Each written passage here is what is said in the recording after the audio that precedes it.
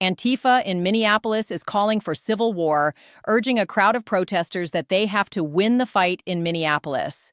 If they succeed, they say it will mean the end of ICE for good.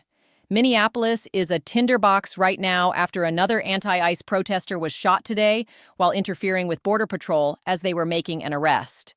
The man who was shot was armed with a 9mm handgun. And because of this, the state government, Tim Walz, has effectively declared war on federal law enforcement in the city.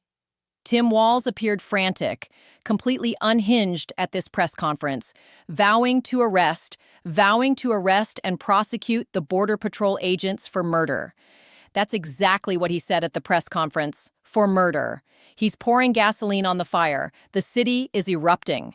President Trump responded, "We're going to look at that. Let's begin here." They picked Minnesota for a reason. They said that this was for retribution. We all know what that's about. They tried the same shit in Chicago. It didn't work the same way it worked here. We're pushing back harder. If we went here, they can't take any of the rest of the Midwest. This is the start of their downfall. If we lose here, everywhere else is fucked. No one else has the sort of resistance. We have to win here. This will be the end of ICE. Trump responded on Truth Social to this morning's Border Patrol-involved shooting, emphasizing that the suspect brought a handgun and then interfered with an active arrest Border Patrol was attempting to carry out. He wrote, "This is the gunman's gun, loaded with 2 additional full magazines and ready to go. What is this all about? Where are the local police? Why weren't they allowed to protect ICE officers? The mayor and the governor called them off. It's being stated that many of these officers weren't permitted to do their jobs and that ICE had to protect themselves, something that isn't easy to do." Trump also posted a photo of the 9mm handgun the man was carrying. Videos have surfaced on social media showing the shooting. I'm sure everyone has seen them. The issue is that in all of them, you can't really tell what's happening. It looks like the man may have been in the wrong place at the wrong time. It also appears that one of the agents may have disarmed him before he was shot. Did that happen? We don't know. It's simply too early. But who in their right mind thinks it's smart to insert themselves into an active arrest while carrying a loaded weapon? A regular citizen thinking, hey, law enforcement is making an arrest. Let me walk over there and get in the middle of it while I'm armed. Does anyone think that's a good idea? Or is there an extremely high chance you'll get yourself shot? It's unbelievably stupid, and that's what this guy did. But as more facts come out, it turns out the man who was shot was an American, an actual citizen. And we may know why he was there with a loaded weapon. We're seeing video after video of activists calling for Motans to come out and confront ICE armed. Boots on the ground. Nicollet and f***ing 26th. My house is 4 blocks away. Anywhere between Franklin and Nicollet and 26th and Nicollet. Show up, ready to go. Okay, not talking about peaceful protests anymore. We're not talking about having polite conversations anymore. Sorry, but welcome to America 2026, where Second Amendment is the only thing that's going to keep protected from literal Nazi. Trump needs to invoke the Insurrection Act. He doesn't have a choice. As foolish as these people are, whether they're being paid to be out there or they're choosing to join this so-called resistance, choosing to take up arms against the government to stop illegals from being deported, to stop ICE from deporting illegal aliens, it's the dumbest cause imaginable. But they're still Americans, and the president has a duty to protect all Americans. The governor has that duty too, but he's doing the opposite. Governor Walz isn't going to do it. He's ordering police to stand down and telling Motans to fight ICE. Trump needs to send in the Marines now, invoke the Insurrection Act, send in the Marines, lock the city down, then let ICE operate for a full month with total control, removing every last illegal safely and in an orderly way. Because 75 million Americans voted for mass deportations, and now these lunatics are subverting the will of all of us, subverting the will of the people. We won the election, and these people are using force to stop our signature policy from being carried out. If they're allowed to do that, if they get away with it, we don't have a country left. We'll have mob rule, where a few thousand radicals can dictate domestic policy. That is completely unacceptable. Trump says the mayor and the governor are inciting insurrection with their pompous, dangerous, and arrogant rhetoric, writing, among other things, Walz and Fry are letting this go on because it is a cover-up for the billions of dollars that have been stolen from the once great state of Minnesota.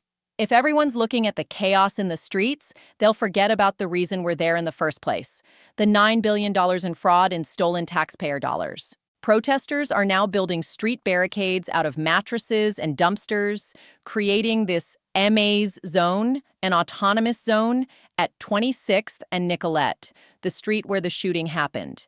Tim Walz held a press conference minutes after the shooting, before any information was available, to inflame the situation and accuse Border Patrol of murdering a citizen. That's an utterly irresponsible thing to say. He promised to arrest and prosecute the Border Patrol agents who were forced to defend themselves, the situation you pushed them into. Watch.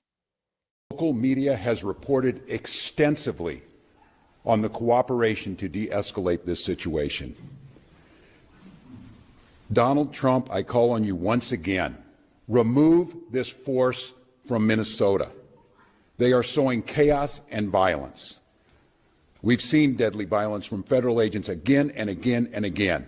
Minnesotans are witnessing, and we're creating a log of evidence for the future prosecution of ICE agents and officials responsible for this. They're helping their neighbors, they're walking their kids to school, they're feeding families.